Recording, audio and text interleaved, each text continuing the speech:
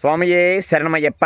శబరిమల యాత్రలో పంపానదిలో స్నానము చేసి 18 అధిపతి అయిన సాక్షాత్ శబరిగిరీశుడు ఆ మూల విరాటిని దర్శనం చేసుకున్న తదుపరి తిరిగి వచ్చే మార్గంలో మరొకసారి పంపానదిలో స్నానం చేయొచ్చా? అలా స్నానం చేస్తే అక్కడ ఉన్న పాపాలన్నీ మనకి అంటుకుంటాయి, మనం మూట కట్టుకున్నట్టే అని అంటున్నారు. అది ఎంతవరకు వాస్తవం అనే ఒక భక్తుడి ప్రశ్న. మంచి ప్రశ్న. స్వామియే శరణమయ్యప్ప. స్వామి, గంగా, కావేరి, తుంగభద్ర, యమున, నర్మదా, సరస్వతి ఇలా ఎన్నో పుణ్యనదులు, కృష్ణ, గోదావరి ఇలా పుణ్యనదులతో పాటు అంతటి సమానమైన మహాపుణ్యనది మన పంబా నది.